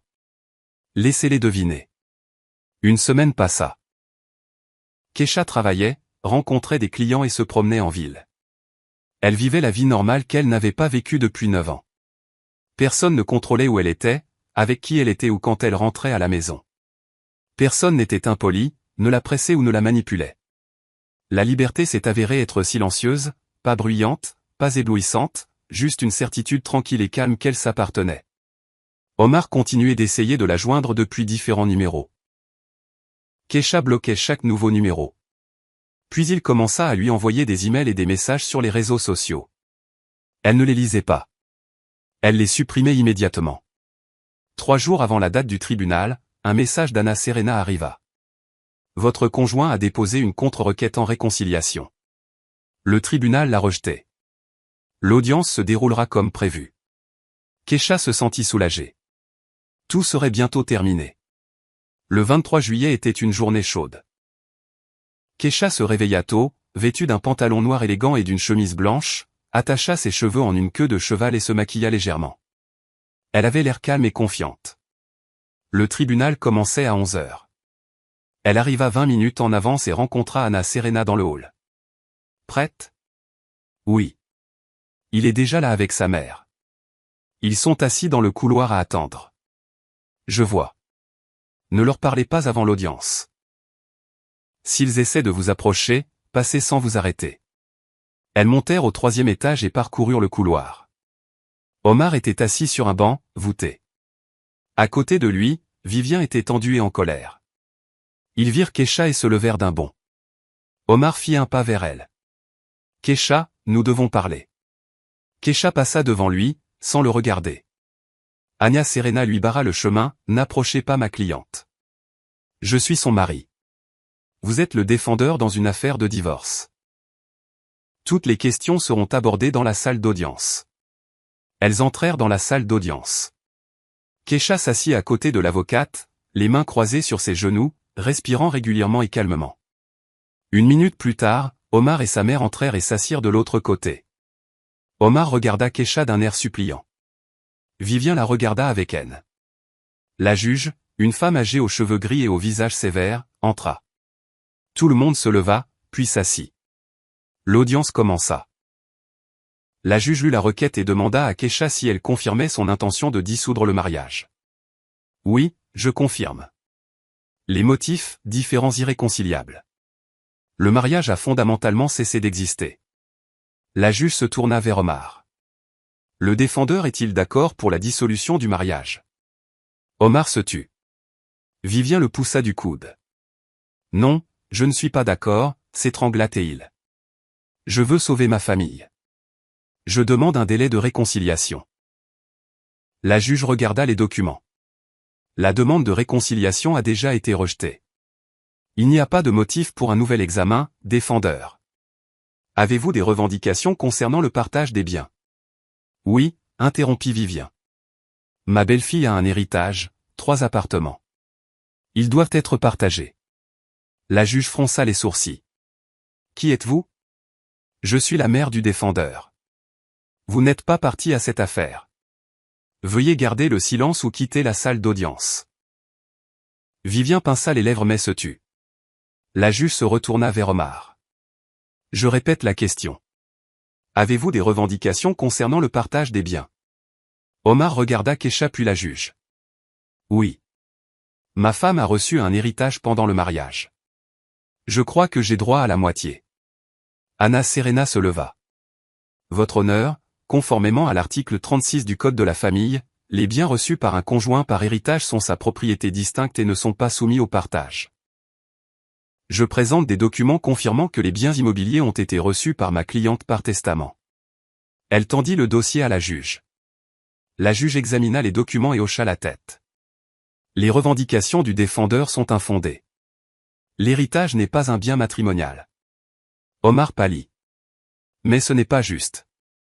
Je suis son mari. La loi ne prévoit pas le partage d'un héritage entre époux, déclara sèchement la juge. Les parties ont-elles d'autres revendications, des biens matrimoniaux, des dettes ou des prêts? Anna Serena secoua la tête. Non, les parties vivaient dans un logement en location, n'ont pas acquis de biens communs, n'ont pas d'enfants et n'ont aucune obligation financière l'une envers l'autre. Défendeur, confirmez-vous cela?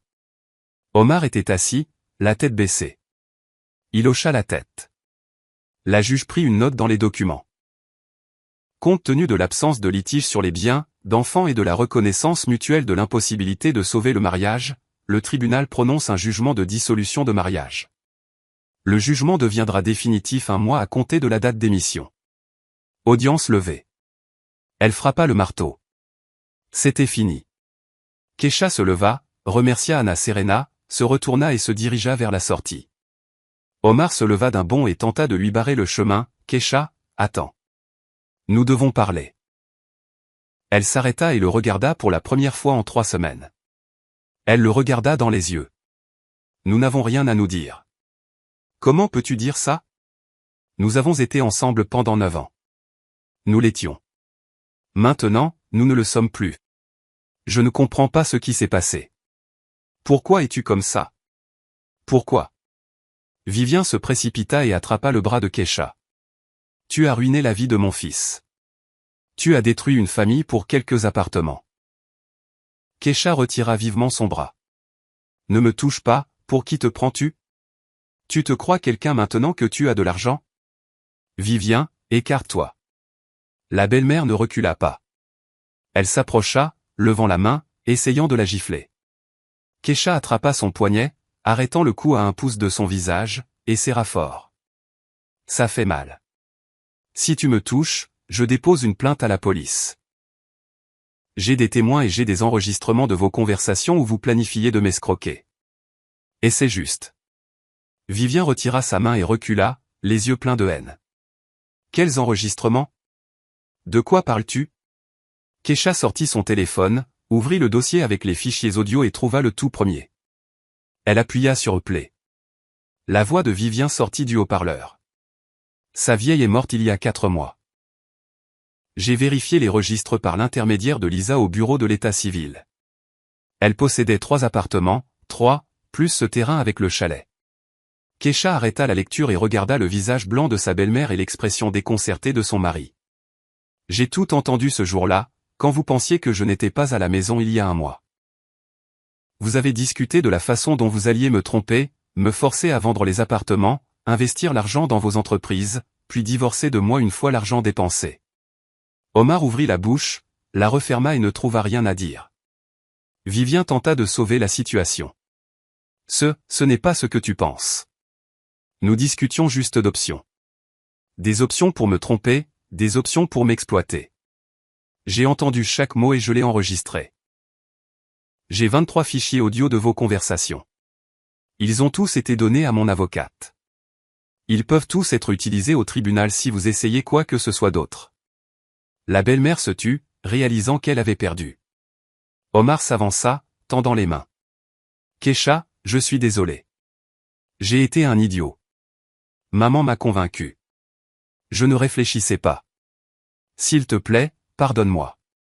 Recommençons. Keisha secoua la tête. Si tu m'aimais, tu n'aurais pas accepté le plan de ta mère. Tu as accepté de me tromper et de me larguer pour de l'argent. Ce n'est pas de l'amour, Omar. C'est du calcul. Non, je t'aime. Vraiment. Tu t'aimes toi-même et ta mère. Je ne suis même pas en 3e position sur cette liste. Je changerai. Je le promets.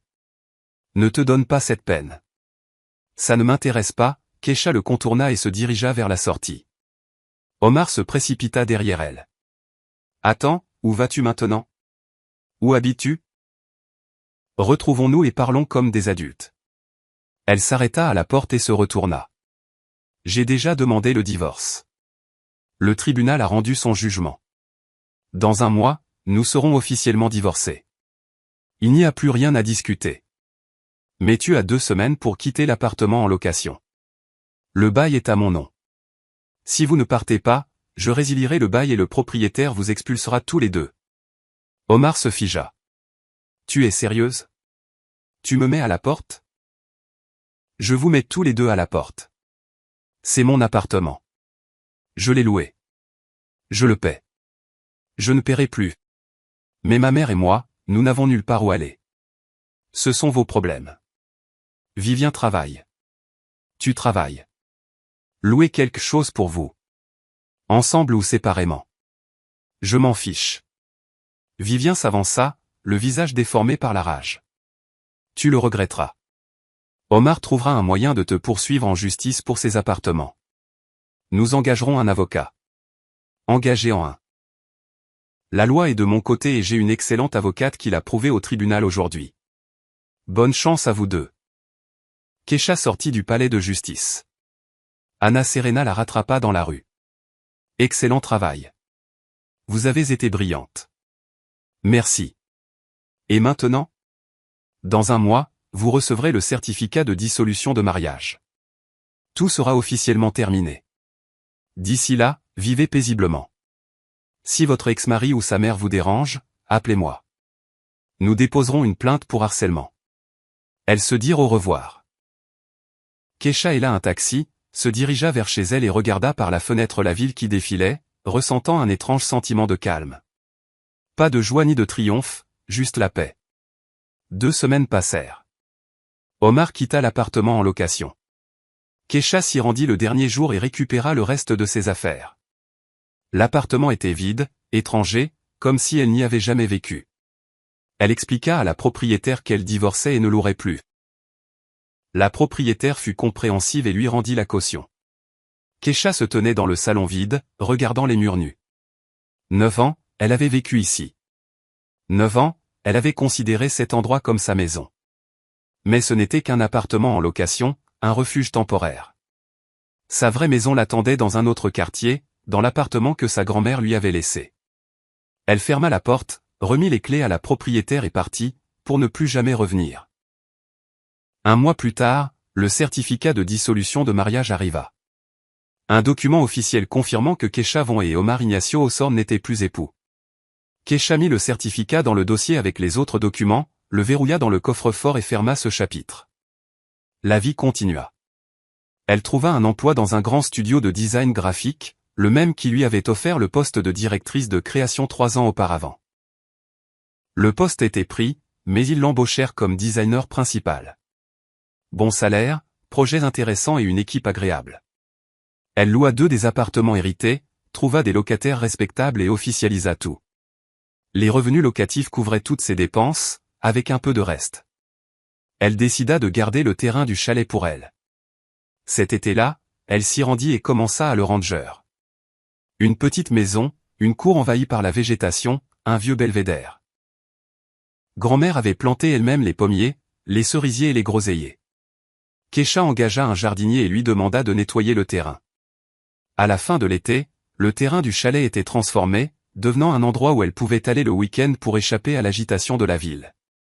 Omar tenta de la contacter plusieurs fois, appelant depuis de nouveaux numéros et envoyant des messages sur les réseaux sociaux. Keisha ne répondit pas. Elle les bloqua. Puis, il cessa d'essayer. Elle apprit par des connaissances communes qu'il louait une chambre dans un hôtel bon marché et travaillait sur le même chantier de construction. Vivien avait fermé son salon de coiffure, dettes, prêts et problèmes fiscaux. Elle travaillait maintenant comme coiffeuse de base dans le salon de quelqu'un d'autre pour le salaire minimum. Keisha ne ressentit ni joie ni schadenfreude à cette nouvelle. Elle en prit simplement acte. Il ne faisait plus partie de sa vie. Cet automne-là, elle retrouva Maria, sa vieille amie, qu'elle n'avait pas vue depuis plusieurs années. Elles s'assirent dans un café, burent un café et parlèrent de la vie. « Tu as changé » dit Maria en regardant attentivement Keisha. « Tu es différente, d'une certaine manière. »« En quoi ?»« Plus confiante, plus calme. Avant, tu étais, je ne sais pas comment le décrire, un peu abattue, et maintenant tu rayonnes. » Keisha sourit. « Je vis juste pour moi-même maintenant, enfin. » « Et comment c'est ? » « Étrange, inhabituel, mais bien. » Maria tendit la main et serra la sienne. « Je suis sincèrement heureuse pour toi. » Un autre mois passa. L'hiver arriva tôt. La neige tomba début novembre. Keisha se tenait sur le balcon de son appartement, enveloppée dans une couverture, regardant la ville blanche en contrebas. Se sentait-elle heureuse ? C'était une question difficile. Le bonheur, c'est quand tout est parfait. Quand on a un être cher à ses côtés. Quand les projets d'avenir sont brillants et joyeux. Elle n'avait pas d'être cher. Ses projets étaient simples et ordinaires. Travail, appartement et le chalet. Rien de grandiose. Mais elle se sentait libre. C'était plus important que le bonheur. La liberté de choisir où aller, quoi faire et à qui parler. La liberté de se réveiller le matin et de ne pas penser à qui elle devait plaire aujourd'hui. Son téléphone vibra, un numéro inconnu. Keisha fronça les sourcils et répondit. « Allô ?» La voix d'Omar. « Keisha, c'est moi. Ne raccroche pas, s'il te plaît. » Elle resta silencieuse, attendant. « J'ai besoin de te parler. Je réalise que j'avais tort, que je me suis comporté comme un vrai, pardonne-moi. Donne-moi une chance de tout réparer. » Keisha regarda la neige tomber. « Tu as eu ta chance. 9 ans. Tu l'as gâché. N'appelle plus. Attends, j'ai vraiment changé. J'ai déménagé de chez ma mère. Je vis seul. J'ai réalisé beaucoup de choses. Omar, même si tu as changé, ça ne m'intéresse pas. Je ne veux pas revenir en arrière. Je ne veux pas réessayer. Je ne veux tout simplement pas. Et n'appelle plus. » Elle raccrocha, bloqua le numéro, resta sur le balcon une minute de plus, puis rentra à l'intérieur, se versa un café, s'assit sur le canapé et alluma son film préféré, celui qu'elle n'avait pas regardé depuis 9 ans. Parce qu'Omar disait que c'était un mélodrame stupide. Elle regardait, buvait du café, enveloppée dans une couverture, et pour la première fois depuis longtemps, elle sentit que tout était exactement là où il devait être. 6 mois après le divorce, en février, l'anniversaire du décès de grand-mère Lydia, Keisha se rendit au cimetière, apporta des fleurs, se tint près de la tombe et regarda la photographie. Grand-mère souriait sur la photo avec son sourire calme et sage. « Merci, grand-mère » murmura Keisha. « Tu avais raison. Raison sur tout. » Le vent agita les branches des arbres, faisant tomber la neige sur le sol. Calme, paisible. Keisha resta un instant de plus, puis se retourna et se dirigea vers la sortie. La vie continuait, sa vie, et c'était ce qui comptait le plus. Ce soir-là, elle était assise dans son appartement à travailler sur un nouveau projet. Le café était sur le bureau. Un carnet de croquis était à proximité. Une musique douce jouait. La pluie frappait à la fenêtre. Mars était imprévisible. Neige un instant, puis le suivant. Keisha se pencha en arrière dans sa chaise, s'étira et regarda l'horloge. 21h30, la journée de travail était terminée. Elle ferma son ordinateur portable, se versa un autre café, se dirigea vers la fenêtre et regarda la ville. Des lumières aux fenêtres, des voitures sur les routes, des gens se dépêchant pour leurs affaires. Quelque part là-bas, dans cette ville, vivait Omar. Ailleurs, sa mère vivait. Ils construisaient leur vie, résolvaient leurs problèmes sans elle, et elle sans eux. C'était juste. Keisha se souvint des mots de la lettre de sa grand-mère. Ce n'est pas seulement de l'immobilier, Keisha? C'est ta liberté. Il y a un mois, elle n'avait pas entièrement compris ces mots. Elle pensait que la liberté signifiait l'argent, les appartements, la capacité de partir. Maintenant, elle comprenait. La liberté, c'est le droit de choisir. Non pas parce que l'on a peur d'être sans abri, non pas à cause de la pression extérieure, mais simplement parce que l'on veut quelque chose ou non. Son téléphone vibra à nouveau, un autre numéro inconnu. Keisha regarda l'écran et soupira. Omar n'avait pas abandonné. Elle répondit à l'appel. Keisha, c'est moi. S'il te plaît, rencontrons-nous. Parlons comme des adultes. Nous n'avons rien à nous dire. Comment peux-tu dire ça? Nous avons 9 ans derrière nous. Nous les avions. Maintenant, nous ne les avons plus. Tu me manques. Keisha ricana. Je ne te manque pas. Ce qui te manque, c'est ce que je pouvais t'apporter. Les appartements, l'argent, la vie facile. Je ne crois pas que tu aies changé. Les gens ne changent pas si vite. J'ai vraiment changé. Peut-être, mais je m'en fiche. Je ne veux pas vérifier. N'appelle plus, Omar. Je suis sérieuse. La prochaine fois, j'irai voir mon avocate et je demanderai une ordonnance restrictive. Laisse-moi tranquille. Elle raccrocha et bloqua le numéro. C'était la dernière fois. Elle ne lui donnerait pas une autre chance d'appeler. Keisha finit son café, attrapa son sac, mit sa veste et décida de faire une promenade malgré la pluie. Elle avait besoin d'air frais et de mouvement. Elle sortit dans la rue, marchant le long des trottoirs mouillés. La pluie tapait sur sa capuche, et les lampadaires se reflétaient dans les flaques d'eau. La ville vivait sa vie nocturne. Keisha marchait, pensant à l'avenir, à ce qui allait suivre, travail, appartement et le chalet. C'était une bonne base. Mais que voulait-elle pour elle-même? Elle ne s'était jamais posé de telles questions auparavant. Elle vivait la vie comme elle venait, comme les circonstances le dictaient. Maintenant, elle pouvait se permettre de penser à ses désirs. Que voulait-elle? Voyager. Elle avait longtemps rêvé de voir l'océan, les montagnes et les vieilles villes d'Europe. Maintenant, elle pouvait économiser et partir. Personne ne lui interdirait ni ne dirait que c'était un gaspillage d'argent. Apprendre. Elle voulait suivre des cours de peinture et de photographie. Maintenant, elle pouvait s'inscrire et assister aux cours. Elle avait le temps. Elle avait l'argent. Vivre. Juste vivre sans se soucier des opinions et des attentes des autres. Keisha s'arrêta près d'un petit parc et s'assit sur un banc sous l'auvent. Elle sortit son téléphone, ouvrit ses notes et commença à écrire une liste de souhaits. L'océan, les cours de peinture, un nouveau projet au travail, des rénovations au chalet, peut-être prendre un chat. La liste s'allongeait, et à chaque ligne, elle se sentait plus chaleureuse à l'intérieur. C'était sa vie, ses choix, son avenir.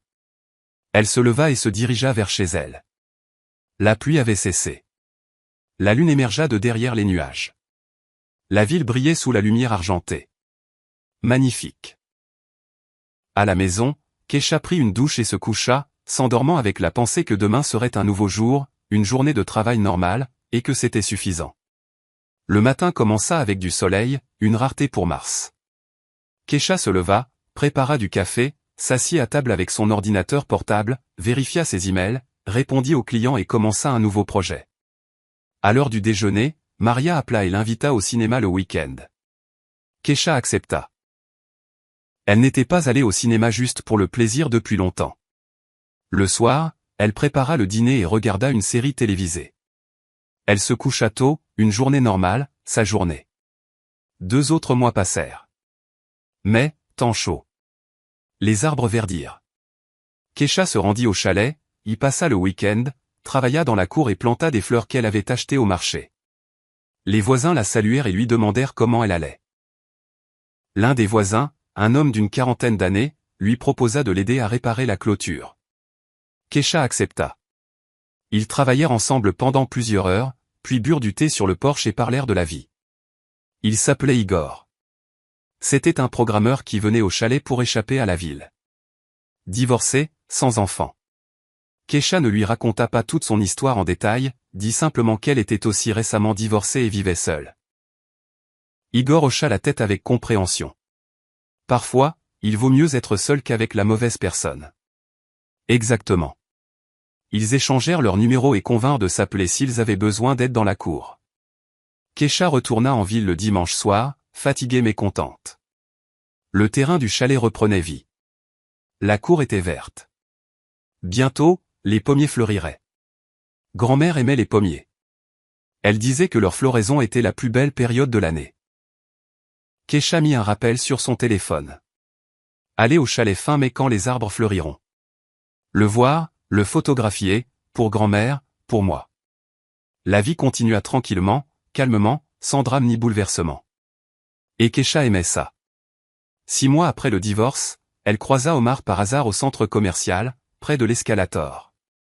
Il montait et elle descendait. Leurs regards se croisèrent. Kesha le reconnut immédiatement. Il avait l'air plus vieux, plus fatigué, habillé négligemment avec une barbe de 3 jours. Omar la reconnut aussi. Il ouvrit la bouche, voulant dire quelque chose. Kesha détourna le regard et continua de descendre, sans s'arrêter ni se retourner. Omar ne l'appela pas. Il la regarda simplement partir. Elle quitta le centre commercial et monta dans sa voiture. Oui, elle avait acheté une voiture il y a 1 mois, une petite d'occasion, mais la sienne, pratique pour aller au travail et au chalet. Elle démarra le moteur, s'engagea sur la route, alluma la musique et baissa la vitre. Le vent chaud de l'été s'engouffra dans la voiture. La rencontre avec Omar ne provoqua aucune émotion, ni douleur, ni colère, ni regret. Elle avait simplement rencontré une connaissance du passé. Le passé restait là où il devait être, derrière elle. Kesha rentra chez elle en pensant à ses projets pour la soirée. Elle devait terminer un projet client. Ensuite, elle pourrait lire le livre qu'elle avait mis de côté depuis longtemps. Des projets simples, ses projets. Et c'était merveilleux. 1 an après le divorce, Kesha marqua l'anniversaire tranquillement, sans fanfare. Elle s'acheta un gâteau et s'assit sur le balcon avec une tasse de café. Il y a 1 an, elle se tenait au tribunal et écoutait le juge prononcer le jugement de divorce. Alors, elle se sentait vide et froide à l'intérieur. Maintenant, elle se sentait calme et chaleureuse. La vie s'était stabilisée et avait trouvé son rythme. Le travail apportait satisfaction et revenus. Les appartements étaient loués de manière fiable. Le terrain du chalet était devenu son lieu de détente préféré. Igor, le voisin du chalet, était devenu un bon ami. Ils s'appelaient, travaillaient parfois ensemble sur leur terrain et buvaient du thé sur le porche. Rien de romantique, juste de l'amitié. Kesha ne cherchait pas de relation. Elle n'en voulait pas encore. Peut-être un jour, plus tard, peut-être pas. Peu importait. L'important, c'est qu'elle ne dépendait plus de personne. N'attendait plus de permission, d'approbation ou d'instruction. Elle vivait la vie comme elle le voulait, pour elle-même. Grand-mère savait ce qu'elle faisait quand elle économisait pour ses appartements. Elle savait qu'un jour, sa petite fille aurait besoin d'une base, d'un fondement qui ne la laisserait pas se briser sous la pression extérieure. Kesha leva sa tasse de café et regarda le ciel. Merci, grand-mère, pour tout. Le vent emporta ces mots. Quelque part là-haut, grand-mère Lydia a dû entendre et sourire de son sourire calme et sage. Tout s'était déroulé exactement comme elle l'avait voulu. Sa petite fille était libre, et c'était le plus important. Avez-vous aimé mon histoire? Si vous avez écouté jusqu'à la fin, mettez un 1 dans les commentaires.